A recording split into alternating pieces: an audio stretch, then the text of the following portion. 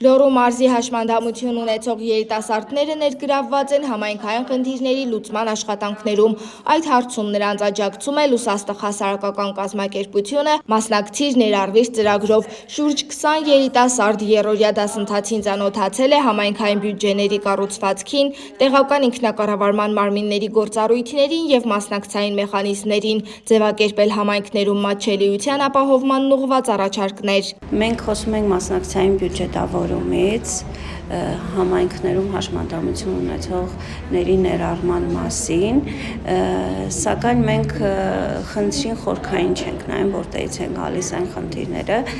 որոնց որ բախվում են համայնքներում հաշմանդամություն ունեցողները, բայց որ հետ ենք նայում, ճիշտ է, շատ բաներ արվել են ներառման, մատչելիության ապահովման ուղղությամբ, սակայն շատ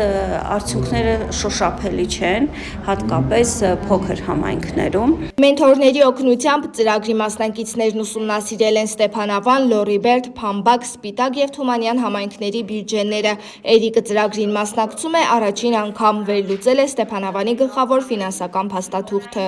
Ես անձամբ ներկա գտնվեցի նիստերից մեկին, ավականու նիստերից մեկին եւ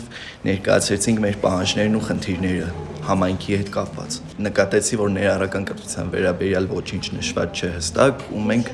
ներկայացրեցինք, թե ինչ պետք է արվի ներառական կրթությունը ավելի բարելավելու համար։ Ծրագիրն իրականացվել է ՀԿ կենտրոնի դրամաշնորհով Եվրամիության եւ Գերմանիայի կառավարության ֆինանսավորմամբ։ Մասնակիցների ստացած գիտելիքներն արդեն գործնական կիրառություն ունեն։ Երիտասարդները հարցումներ եւ առաջարկներ են ուղղել համայնքապետարաններ։ Վերջի ավականու նիստին կազմակերպության ներկայացուցիչները մեր մոտ հյուրընկալեցին եւ իրենք մասնակցեցին նիստին եւ իրենք հանդես եկան իրենց առաջարկություններով։ Բնականաբար առաջարկությունները ընդունվել են։ Մենք էլ բոլորս գիտենք, որ հաշմանդամություն ունեցող անձանց համար տեղաշարժվելու խնդիրը դեռ ասում եմ դեռ, որովհետև հաջորդիվ այդ դժվարություններն էլ պիտի հաղթահարենք մենք,